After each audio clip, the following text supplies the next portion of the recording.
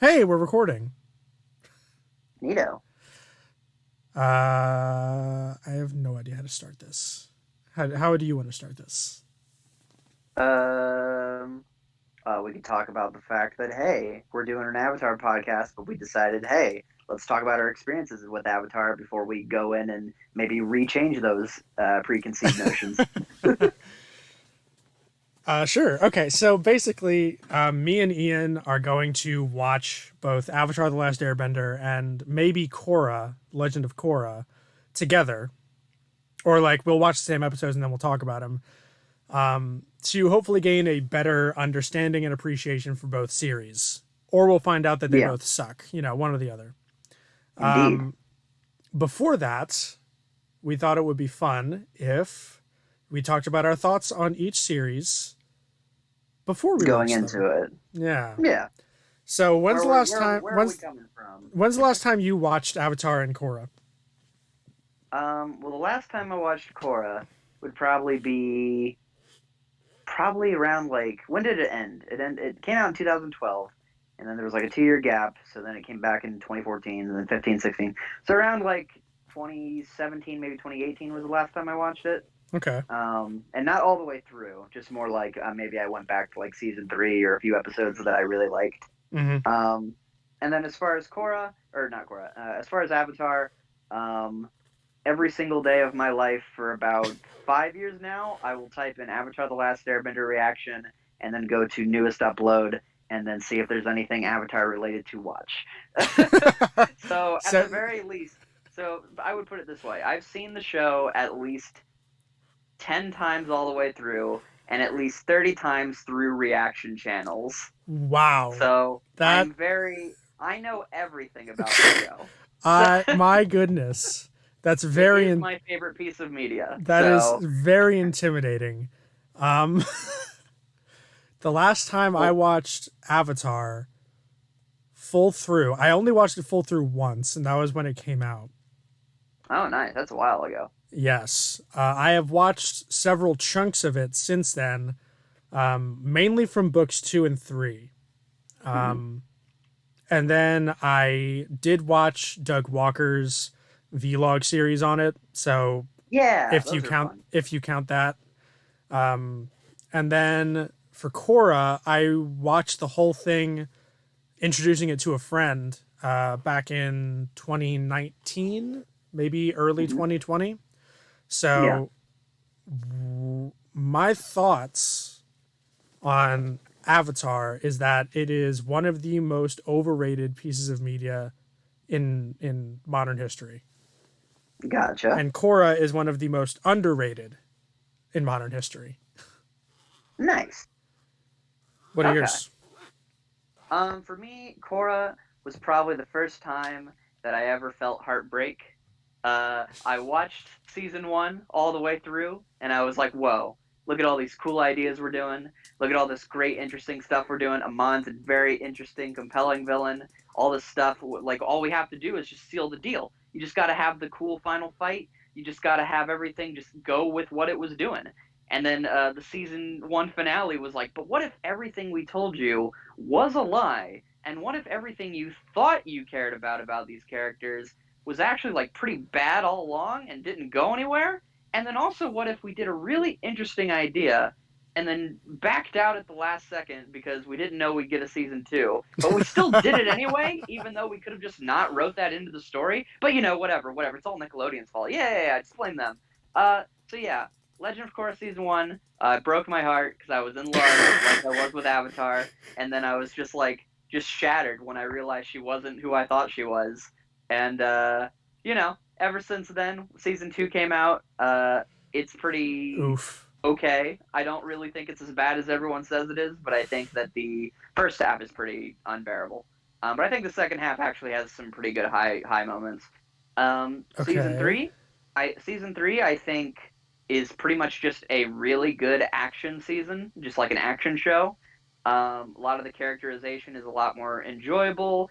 The versions of all the characters kind of lean into their more enjoyable traits, and it's just like a really good action season, and I really like it. And then season four, is garbage from beginning to end, and I What? hate it.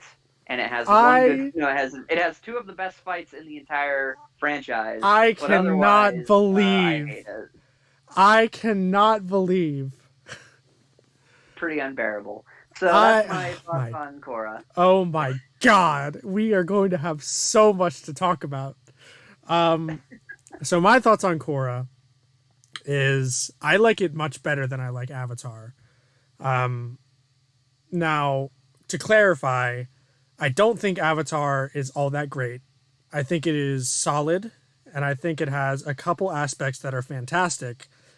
But I think that a lot of the show's reputation is based upon the fact that they haven't seen much anime in in the respect that they weren't aware that cartoons could hold this kind of dramatic weight and be this intelligent.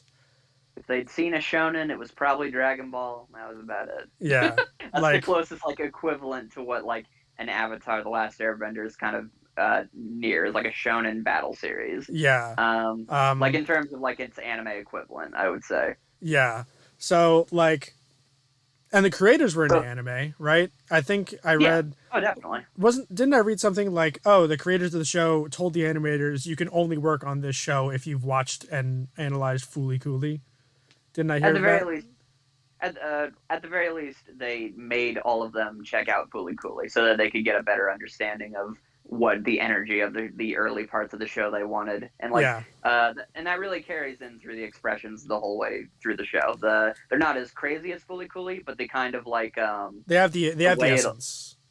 yeah, it has the essence of Fooly Cooley. They loved Cowboy Bebop. They loved Hayao Miyazaki films, obviously. Um, Um, yeah, but yeah. So I feel like if they watched, you know, Cowboy Bebop, Fate Zero, fucking Hunter x Hunter. Hunter x Hunter is a big one. Hunter x Hunter is a really good equivalent because it is like a fun adventure that has moments where it's like, whoa, it got dark, bro. And that's Yeah, what kind of people talk about with Avatar. It's like, dude, it's like not a kid show. I'm like, dude, it literally is a kid show. That's what makes it good, is that it's a family show. Anyone can watch it because it's just good. Stop yeah. trying to over. Here's the thing. So I agree with you actually that I do think Avatar is one of the most overrated shows of all time, and I hate hearing people praise it. In I fact, I actively go out of my way to find people who will criticize it because I am so sick of all the same praise for the show. I know what's good about it, and people overhype it to heck, but also is I my feel favorite like piece all of of this media ever. overhyping is just making so many more people hate the show because they're just so sick of hearing about it.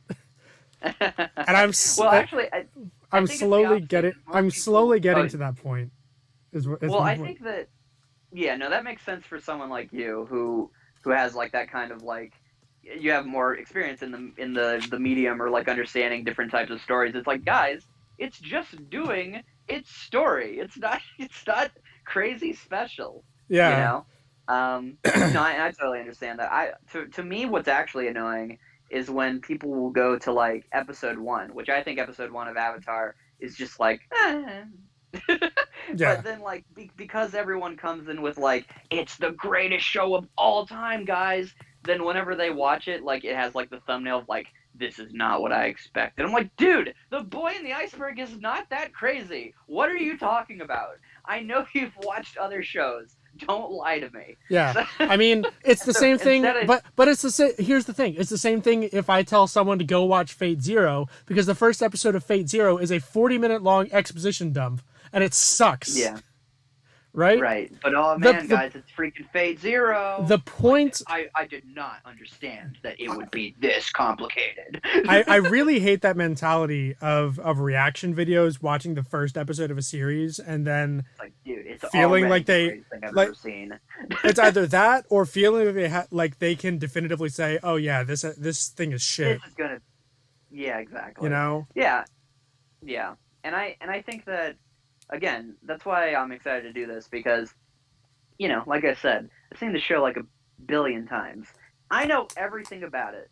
So, so Yeah. like, I know what I like and don't like, and Yeah. I've seen other anime. I've gone into Hunter x Hunter, all these other different shonen. I've read all of Naruto, like the kind of adventure based, similar stories. Not to Yeah. say like Naruto is like Avatar in a lot of ways, but it's more that essence, of like it's fun in games, but then there's serious stuff in it too, and Yeah. what people praise Avatar for, and like a magic system, the grand world, blah blah blah. And I know that I still like Avatar more than all those things, so I'm very confident in saying that Avatar is a great show, and I'm very confident in saying that it hits all the right points to me to be my favorite any piece of media.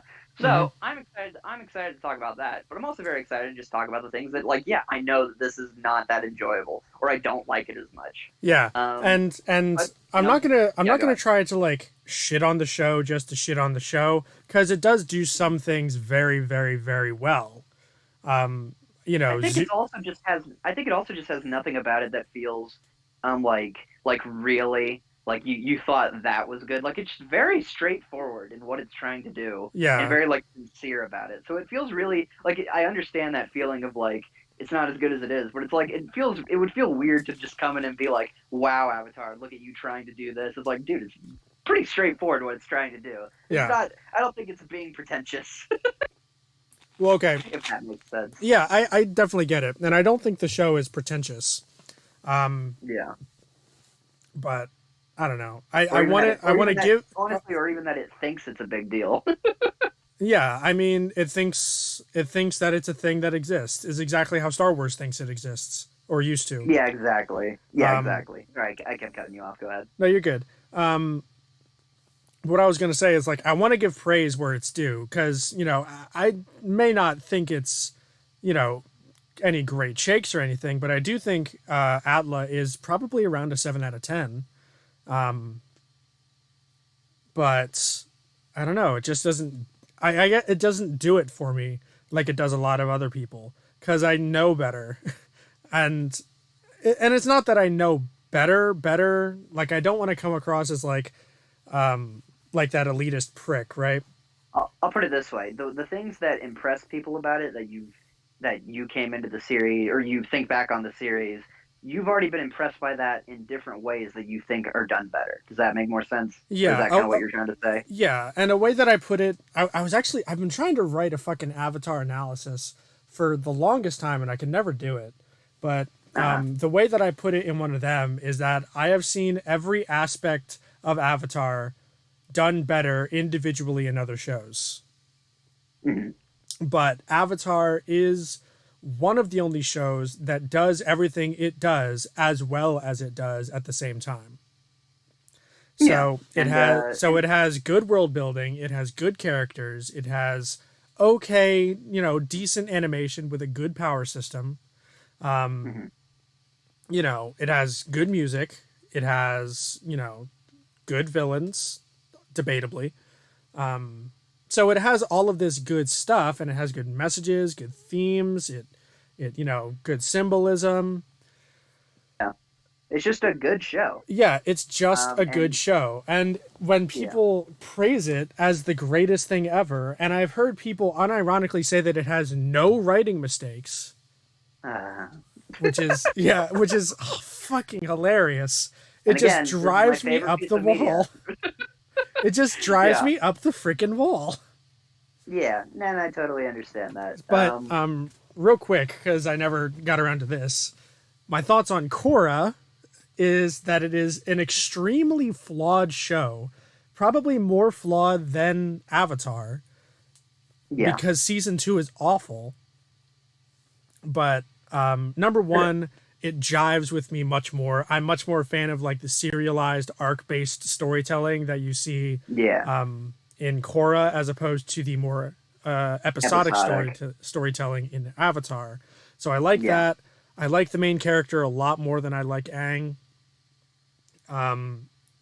I I think it has overall much better villains Mhm. with much more interesting ideologies. Uh-huh. And I think that Korra's arc in the show is better than anything in Avatar.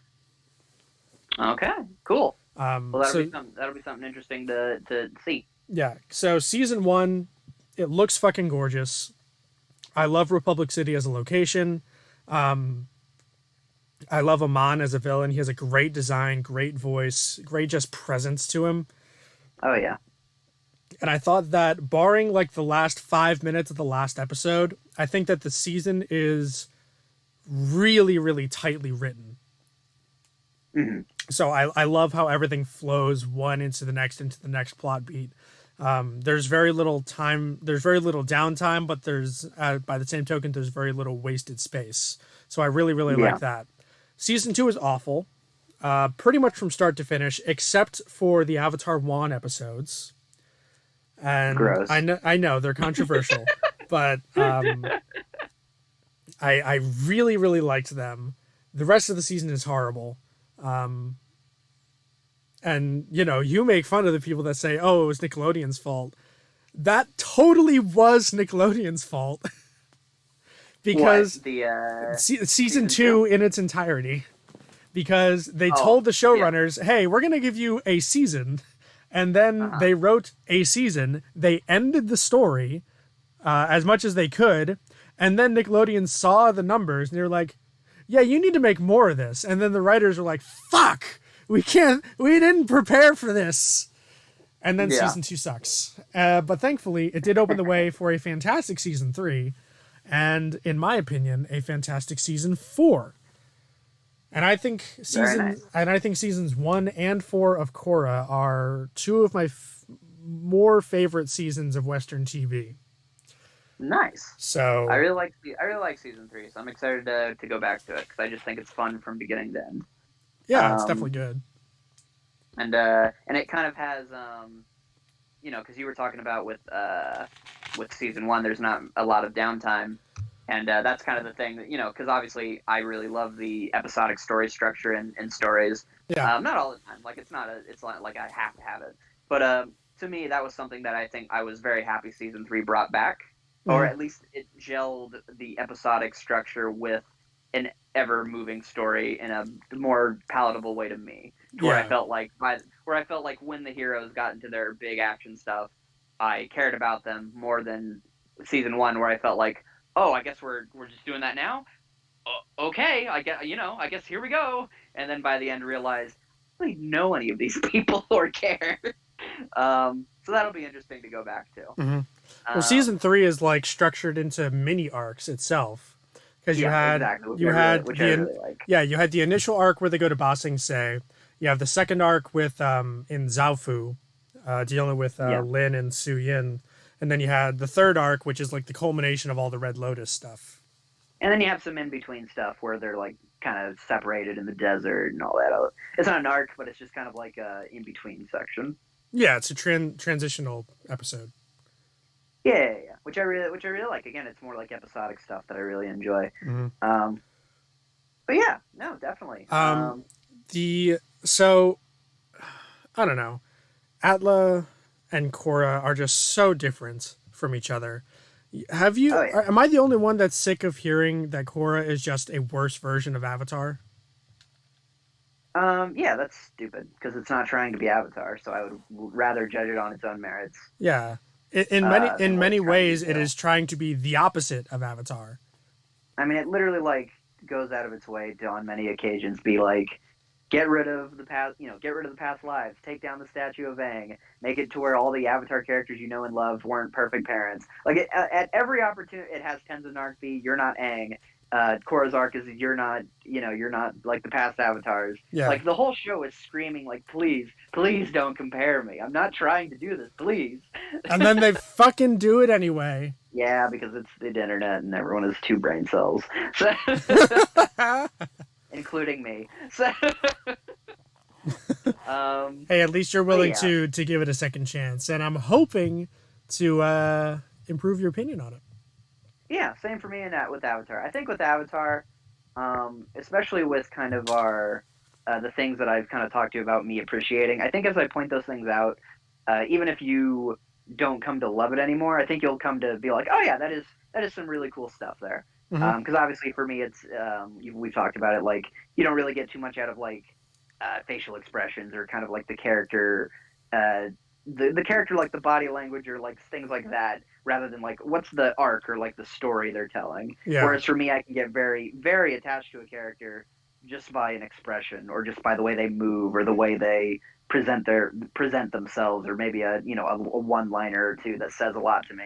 Yeah. So I think that'll be fun to point out because I think with Avatar one of its best aspects is that um, while its art may not always be consistently beautiful, it is always moving and it is always being very expressive and getting those what the emotion or the idea of that expression across. Hmm. And it'll be really fun to point that stuff out because it's something that growing up, since I actually watched Avatar when it first came out, I watched it when it ended, on the day it ended, like I was there. It was really jarring for me to go from Avatar to anime and the characters standing in a shot and you just see their mouths move, or maybe they tilt their head. And I'm like, dude, Yeah. in Avatar, they don't stop moving like ever, and they go through like six different expressions in maybe one shot, and I'm like, holy crap! Yeah. So I think there's a lot of things in Avatar that maybe you'll grow to appreciate a bit more. So I'm excited for both. Yeah. I hope so. I hope so. Um, I don't know how specific we want to get here because I had more to talk about that were more specific. Yeah, go for it. I don't care. Um, so Kato did a really great video on Avatar and Korra, mainly about Korra, where he was kind of trying to dispel the idea that it was just Avatar but worse, and pointing out Yeah, how it was different and what it was trying to do that was different from Avatar, which is basically yeah, everything. Um, yeah. Pretty much everything. yeah, and one of the things he pointed out, which I thought was a really interesting idea, and the more I thought about it, the more I agreed with him, is that the Legend of Korra is what happens when you make Zuko the main character, because Ah, both Korra and Zuko, um, from a very early age, were had this destiny thrust upon them with neither of them really understanding what it entailed or what it meant. Right, Zuko was tasked with capturing the Avatar and regaining his honor, and Korra is of course the Avatar, so she had that forced upon her. Now, Zuko always viewed this destiny as a burden, that I have to do this or my life's gonna suck. It's that kind of idea. Whereas Korra yeah, was a much more positive destiny, or at least on the outset, where it's like I'm the Avatar and you got to deal with it. She was super excited about it. She was always, she was very very energetic and enthusiastic about being the Avatar. She she loved the fame that she thought she would get. She loved the power that she thought she would get.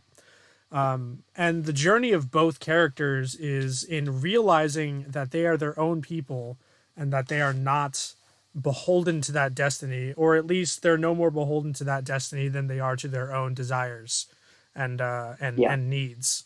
So Zuko learns that he kind of redefines to himself what it means to be honorable.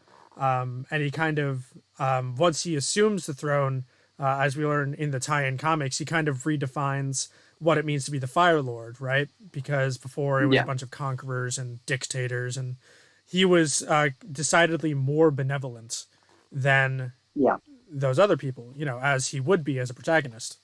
For Korra, it was all about redefining what it means to be the Avatar and what that means in the modern context, or modern for Korra standards, where in the beginning, in the first season, the question was, is she the Avatar when she loses all of her bending? And the answer is yes, because of her connection to the other avatars. Okay, well, what if that's severed? Well, she's still the Avatar because of her connection to, Rava and stuff like that. So, and then it keeps going and going, and then eventually she loses, right? And at the end of season 3, she loses. She gets poisoned. She's put out of commission for like 3 years, right? So, yeah. A while. so now and that's the point of the episode, Korra Alone. It even harkens back to the Zuko Alone episode, right? Yeah, And both of those episodes, both of their decisions to go off on their own, believing it's what they needed to do, is, it's they're both framed as a mistake. So Korra finally has the perspective of someone who is nameless, faceless, and essentially worthless in the eyes of the world. And because of that new perspective, because of all of the different enemies that she has fought and defeated and clashed with, she was able at the end to talk down the main villain, which I think is really great. You know what I mean? No, I get you. So, can you see Aang trying to talk down a villain, like a main villain? Well, he did with Ozai, and then Ozai said, "I'm literally two-dimensional Hitler. What are you talking about?" Yeah. So, at the end of Korra, her redefinition of the Avatar is someone who helps people, right? That she's not just a protector or a keeper of the balance. She's someone who can care and understand and empathize with anyone, right? Human or spirit or, whatever walk of life they are. And she uses that to talk down the villain and have her surrender.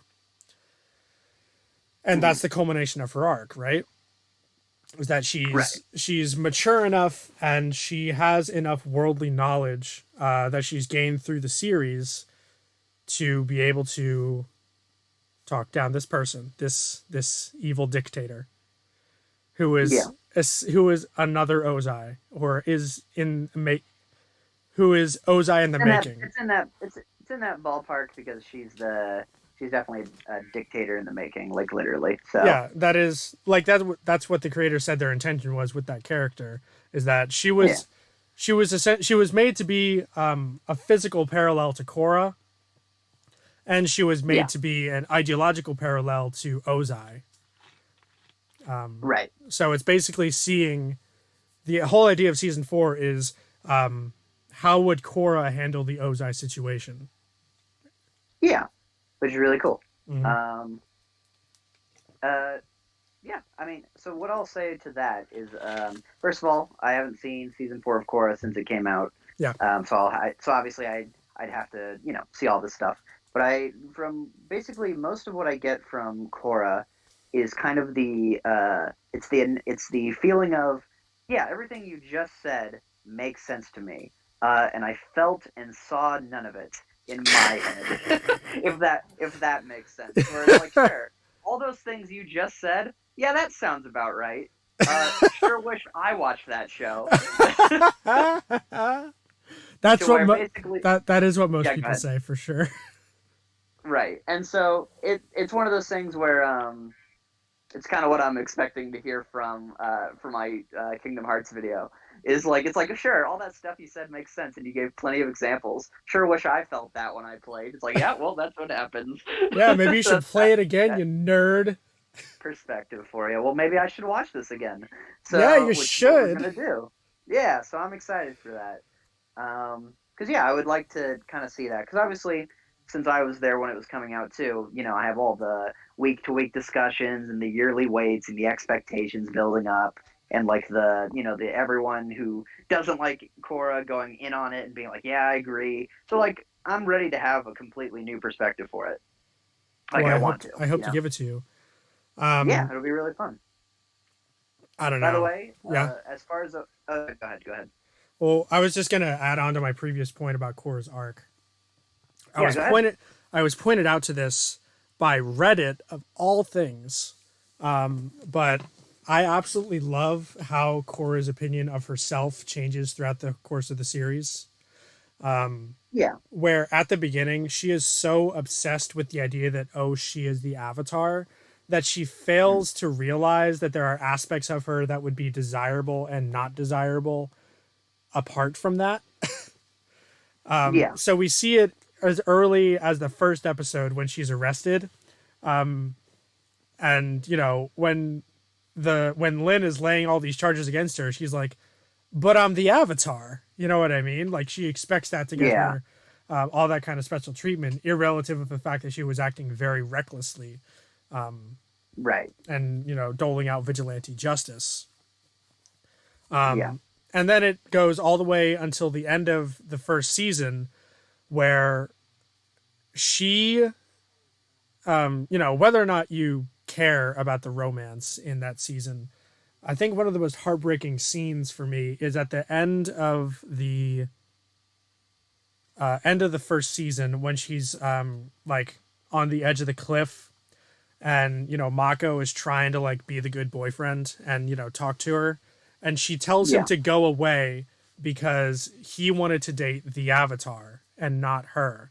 So yeah, her idea, her self-worth is so shallow and fragile that she believes that no one would want her if she was not the Avatar. And to right. see that change and evolve through the seasons is so rewarding to me. And it once again ties in, like, if she still believed that and thought that way at the end of season 4, she would not have been able to empathize with this woman who was abandoned by her parents and felt this crippling sense of loneliness and fear that she had to, like, build up this army around her and put up this literal, like, iron wall to protect herself. You know, Hmm. Avatar Korra from season 1 would never have been able to get through to that person. You know what I mean? Yeah, and you think it's satisfying to kind of see that that change and be like, wow, we've come a long way. Yeah, look how far Yeah, we've come.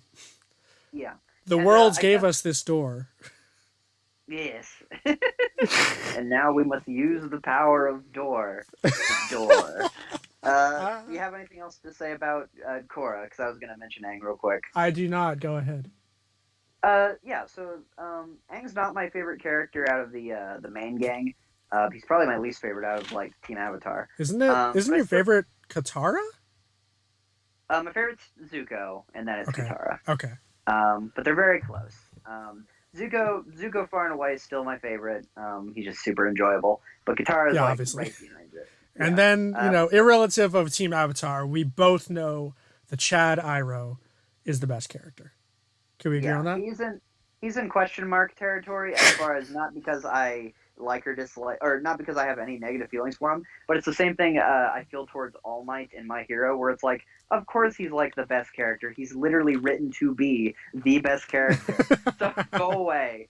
I agree. So yeah, no, Iroh's in like if there's a top 10, it's like 1 through 10, and then he's in like question mark, question mark, question mark, where it's like on any given day he could just be number 1 or number 2 or number 3. Who cares? He's Uncle Iroh. He's perfect. That's Yeah, the point of this character. this is true. This is true. um, but yeah, with Aang, what I think is really enjoyable about him is that since you have Zuko, whose entire character is about change and about kind of looking at your view of the world and kind of altering it.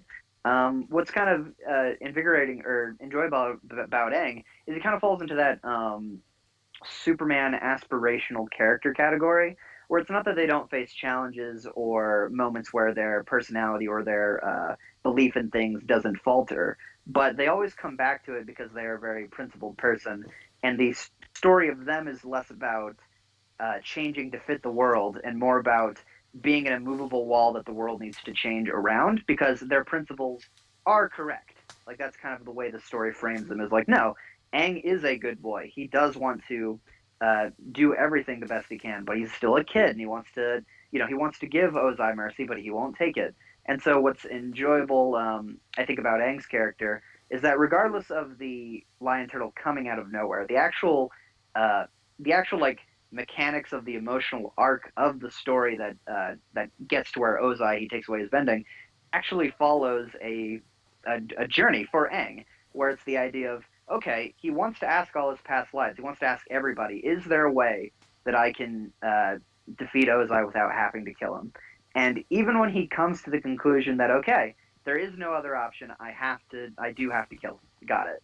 But even then, he meets up with the lion turtle, and instead of just leaving or just moving on, he continues to ask and he continues to search, and he's given an answer. But that answer isn't just oh, just touch Ozai and then you can take his bending. The power is literally that if you are not pure of heart, if you are not someone who holds fast to your beliefs, if you are not someone who is immovable, unbendable, then it doesn't matter because you will be destroyed. So basically, Aang is risking the entire world for the sake of holding on to who he is and who his beliefs are and making the world conform to that. So when he goes up against Ozai, it's not as simple as just, oh, he uses the power he was given. You have that literal visual battle of like the red and the blue overtaking each other. Hmm. And I think for a character as pure and simple as Aang, and for a villain as pure evil and simple as Ozai, I think that's a really interesting way to go about it.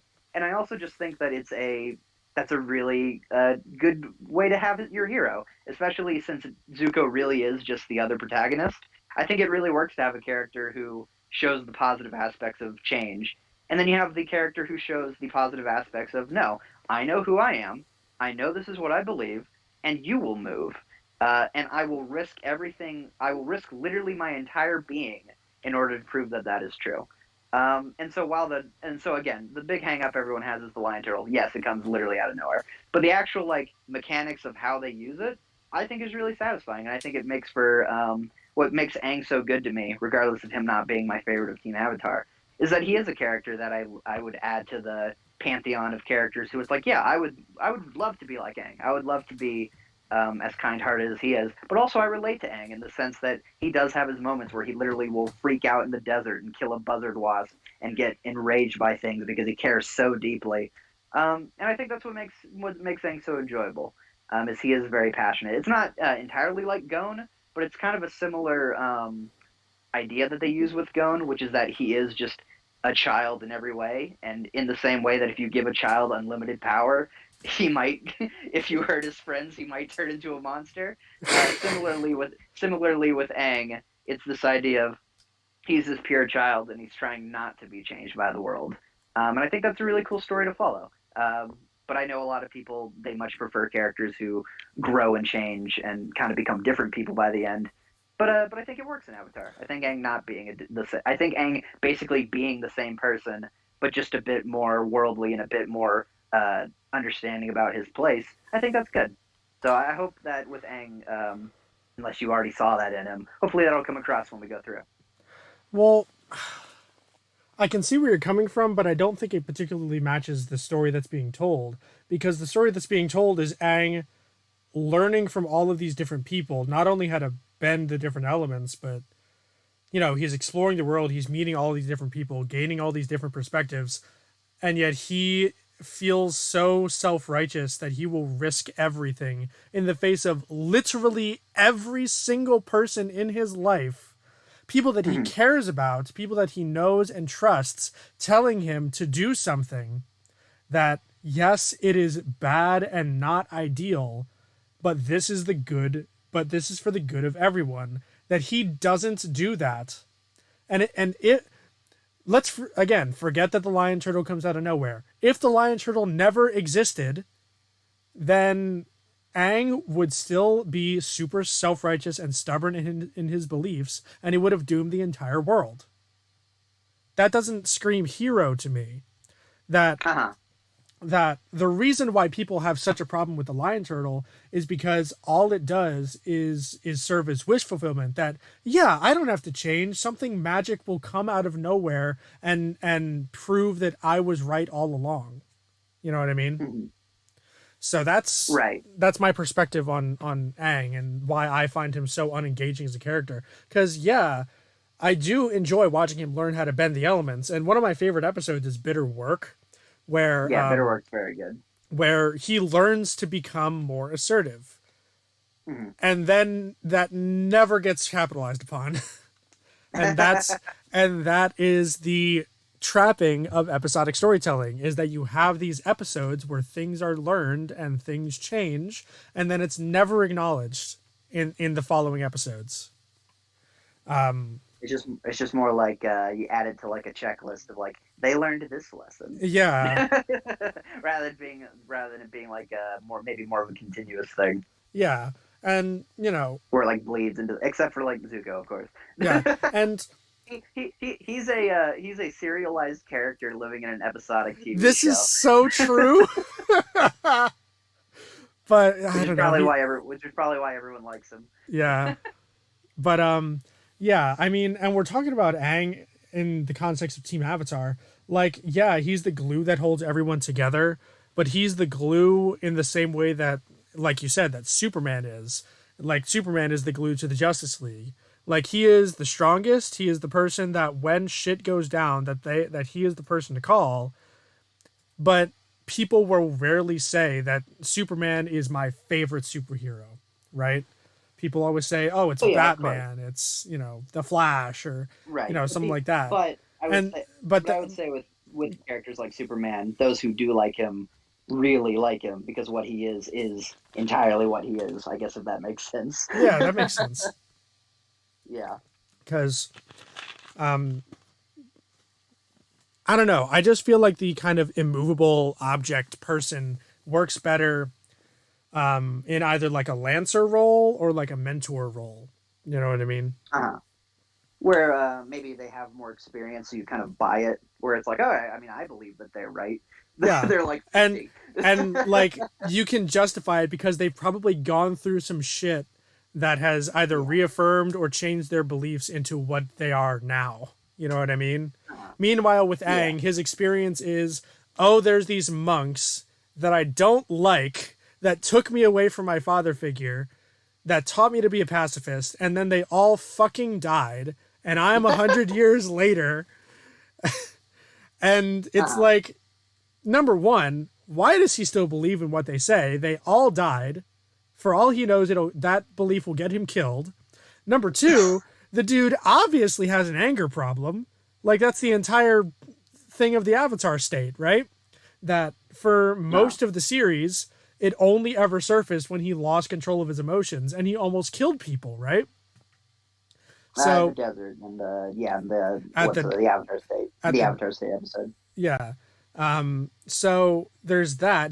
The dude's got anger problems that are never addressed, and even in the tie-in comics, you could say like, oh, Aang became a fully realized Avatar at the end of the show, so like he's not going to have any of those rage moments. And then you read the tie-in comics that take place after it, and he still has those exact same Avatar state rage moments. So fuck you. Not fuck you, I hate but those comics. huh? I hate those comics. Oh yeah, like the explanation for Zuko's fucking mom.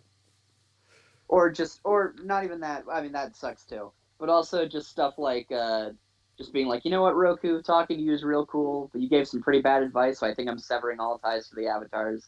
Bye. Yeah. It's so bad, dude. But Okay, sweetie. yeah, so they never like capitalize narratively on the whole like anger thing, like Hmm. which I felt could have been a decent opportunity for character developments. Um I think with the anger thing, what they did with that was simply that with Aang for the whole series, because I know obviously he has those two moments, but for one, the anger for in the Avatar State episode is literally just called the Avatar State, is because as far as he can tell, Qatar just got suffocated under rock and died.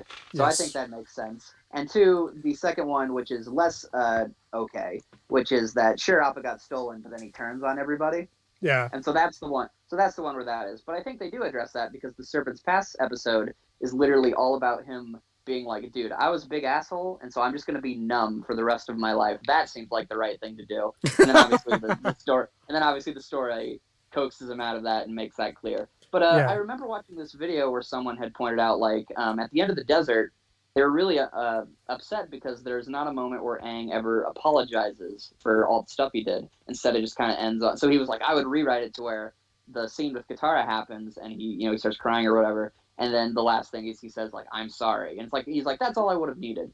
And I'm like, to me that never comes across because what I like is that it's everyone in the group knows that Aang would never act like this towards them and has never acted like this towards them before this, with the exception of the what's it called, the chase, where they're literally all sleep deprived for 5 days. So Yeah.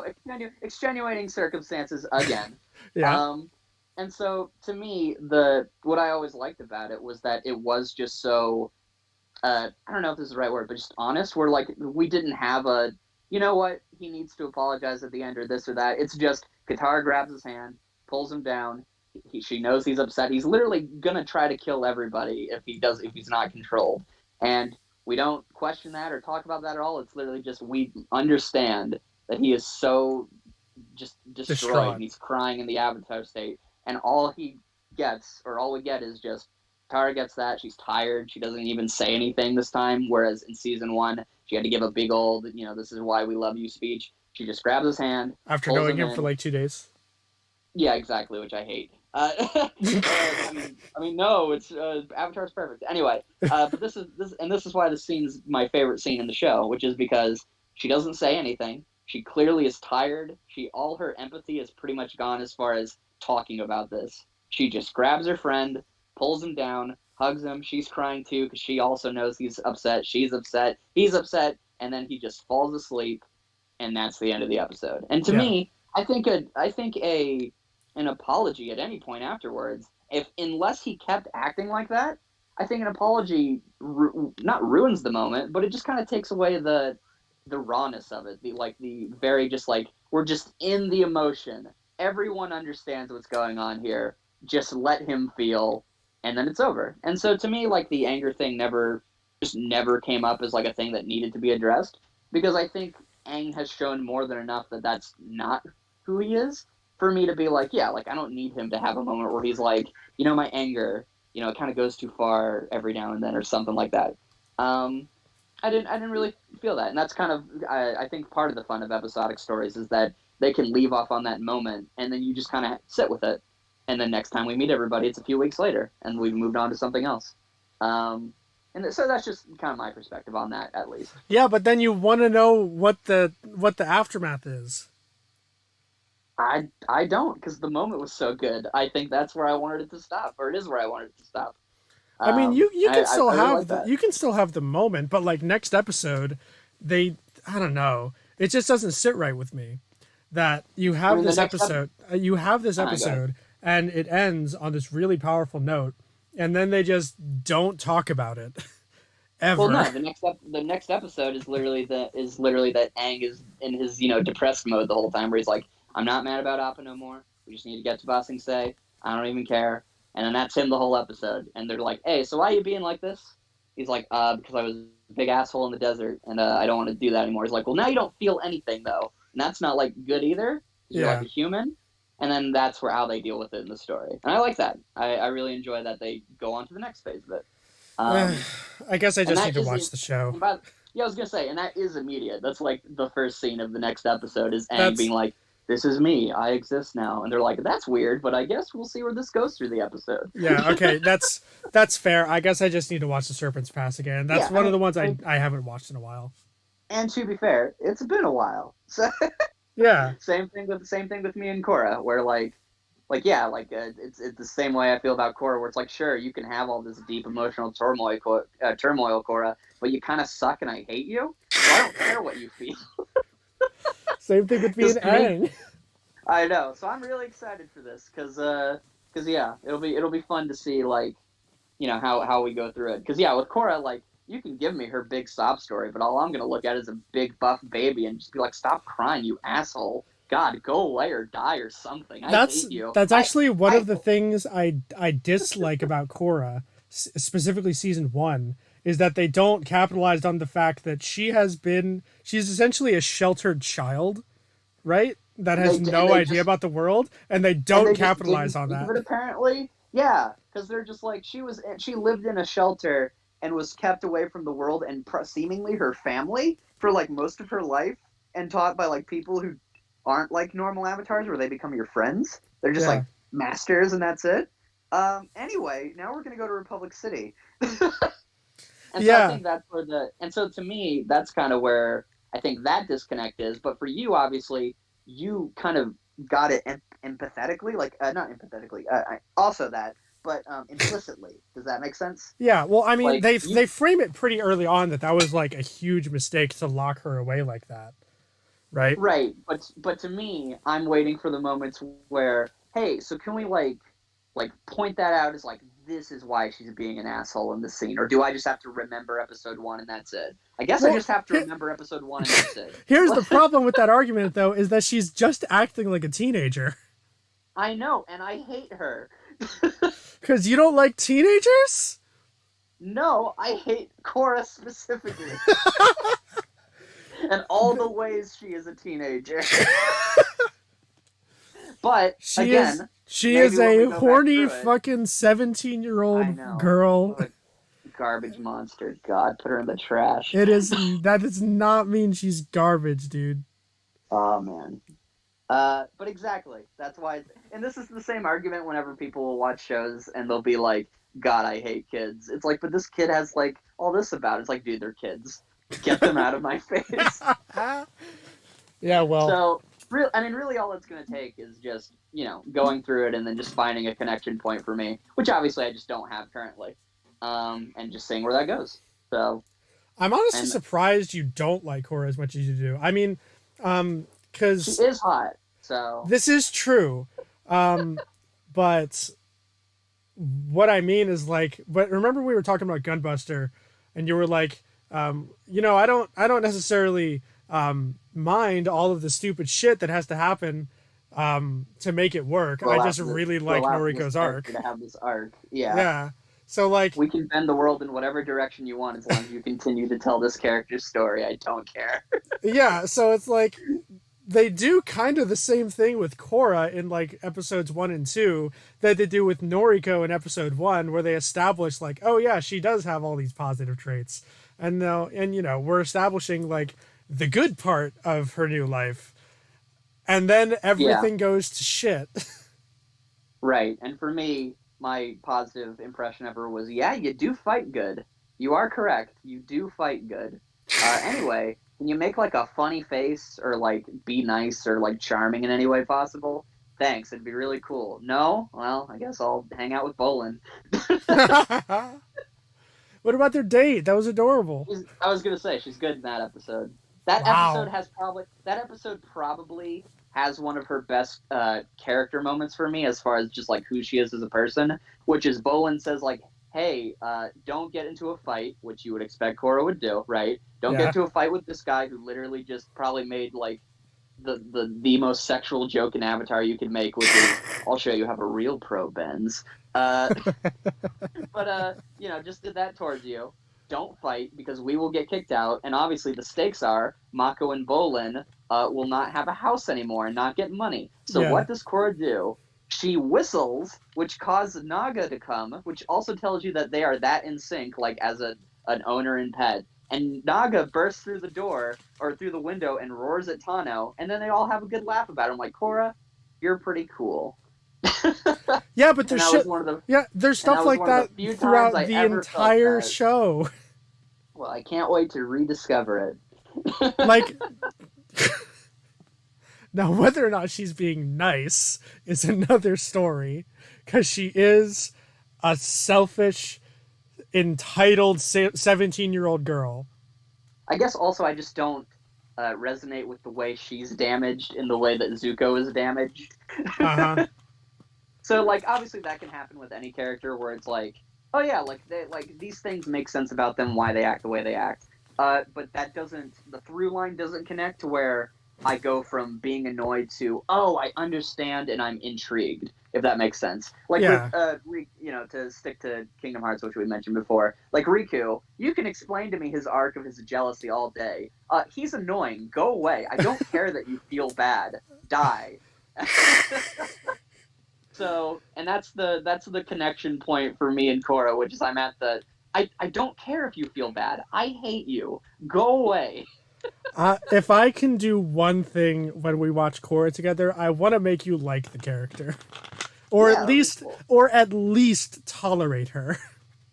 Yeah, and I think that's simply it. Is that for now, and again until I watch it, it's been since the show ended basically that I've seen it. And again, back then I'm still a lot younger. I'm surrounded by people who, if I'm at the point where I don't like it, then I'm following people who are being hyperbolic and explaining why they don't like it. So I'm like, yeah, it does suck. Yeah. But I have no personal investment in hating Korra, if Hmm. that makes sense. Like, it's not something to where like I need to go my whole life holding on to this grudge and being like, yeah, man, I hate Korra. Suck Which it, is anyone who so likes it. weird, because Avatar is your favorite piece of media ever. Like, everyone else who says that, it says that Korra is the worst sequel in existence.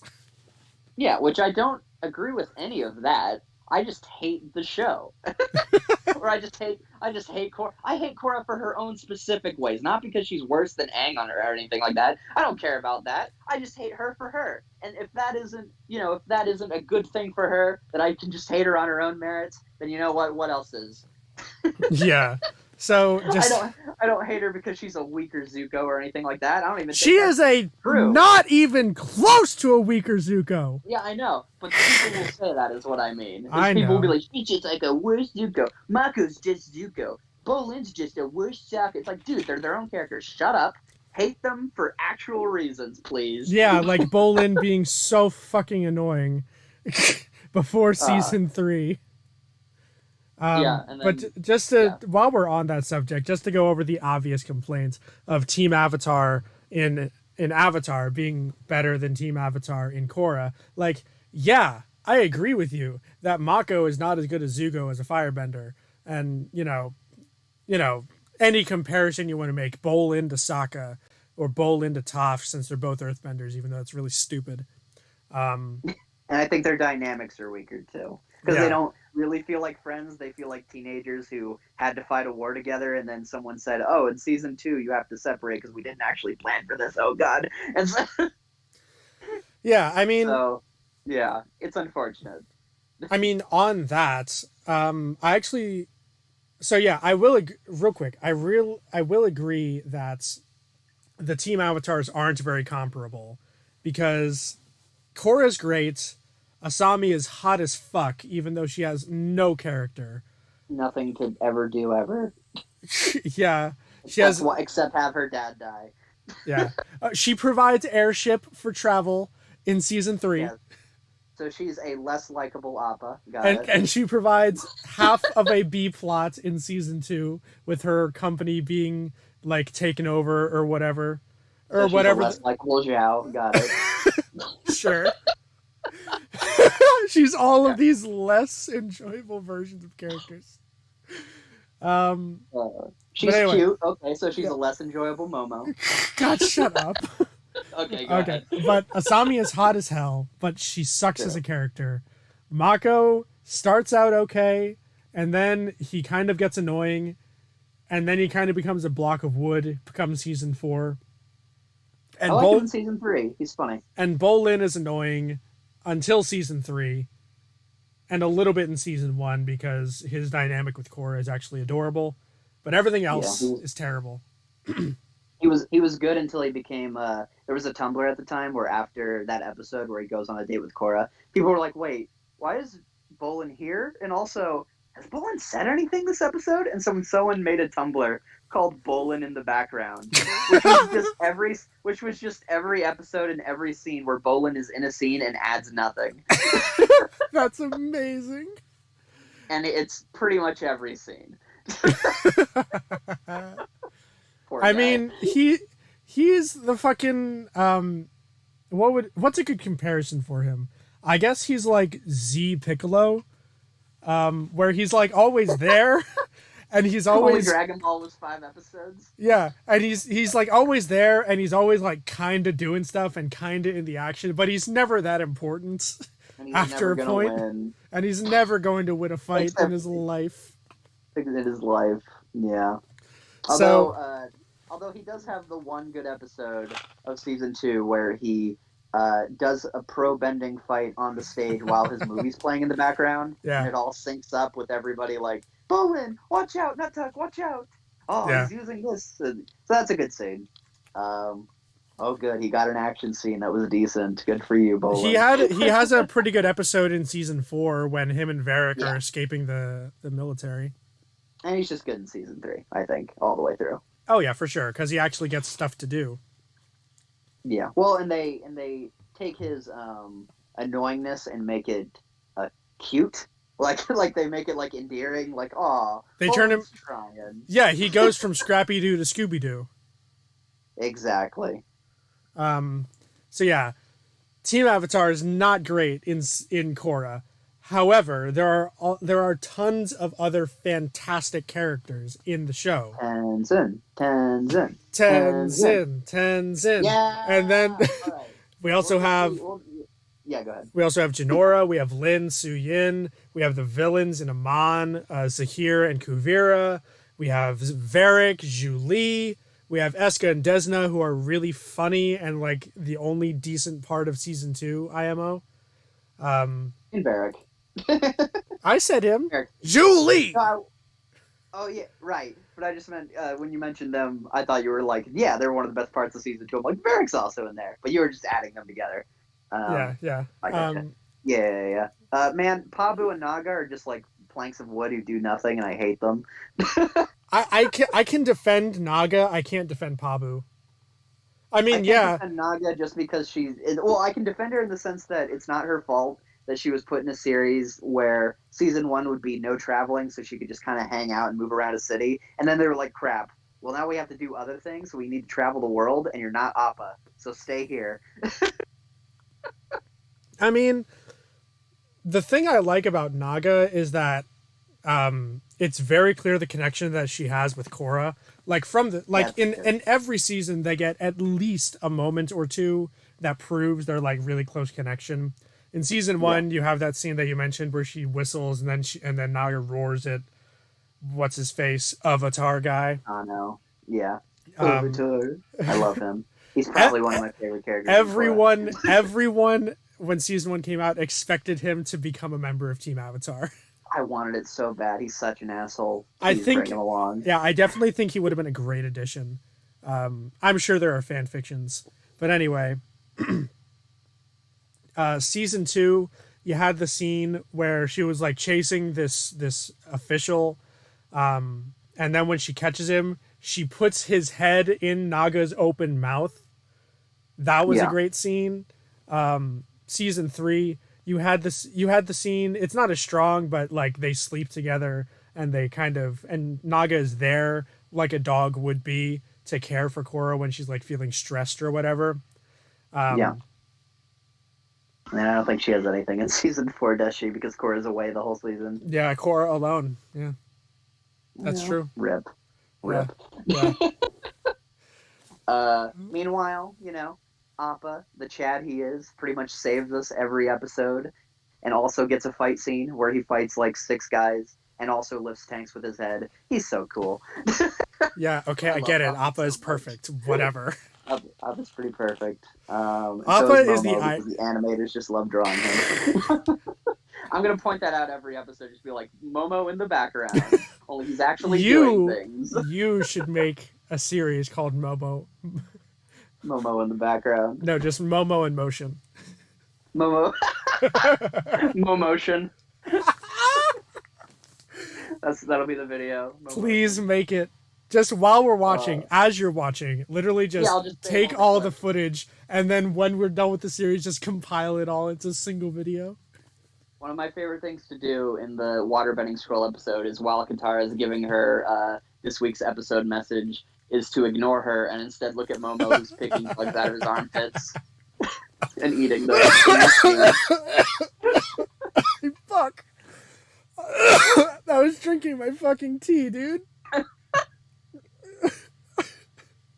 Oh my god. Oh, he's great. I can't wait to show you. All right, they actually said in some commentary thing that they actually had a person on the writing staff who their job was to ask where's Momo in any given scene because they wanted to make sure that it wasn't like any other shows where it's like this character's gone. It's like, oh yeah, we just forgot. They're like, no, we have to make sure at every moment we know where Momo is. Is that your dream job, to be the Momo guy?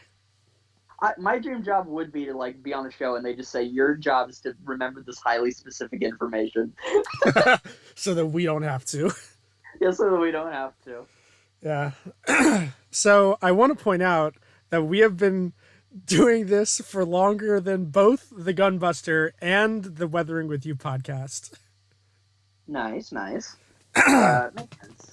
Yeah. So what else? What were we even talking about? I don't know. Avatar's pretty cool. I like it. We were talking about the pets that every team had. The pets. Yeah.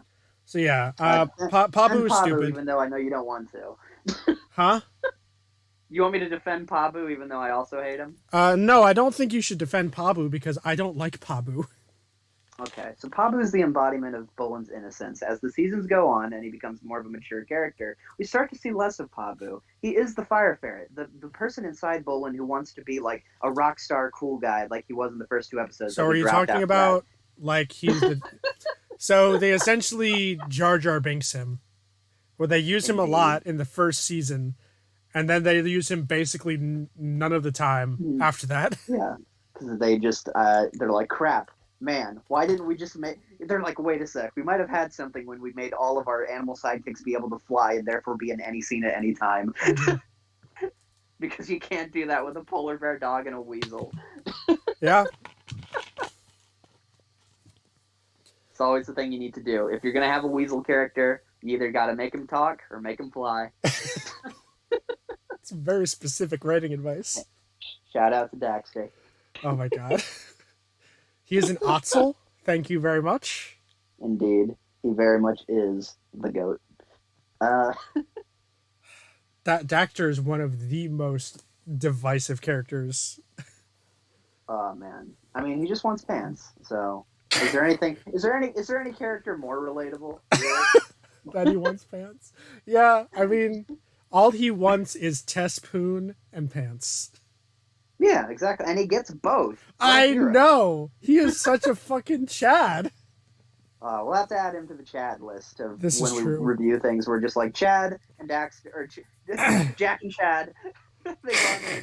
If I ever live stream Jack and Daxter, do you want to co-commentate with me? Sure, and then anytime we mention Daxter, we just have to call him Chad and never explain. Okay, sounds good. I was actually thinking, not that this has anything to do with Avatar, but I was actually thinking of live streaming my playthroughs of Birth by Sleep. What would you think of that idea? That would be fun, but with everything that you do, I can never guarantee that I will be around. I'm not saying you have to be, but Yeah, but if I was around, it'd be cool. I'm gonna purposefully pick times when you're not around. No, oh no, I don't get to experience Birth by Sleep. You're like, crap. Wait, I'm gonna purposely make it to where you have to be there. Suffer with me. Yeah, well. All right. Anyway, So Avatar and Korra, that's it, everybody. that's kind of all we got so far. Join us Look next forward. time, which is not going to be at least until October, because that's when I'll have time to watch something. Yep. Join us then We're gonna watch- for. We're gonna watch a couple. We're gonna watch batches of episodes, right?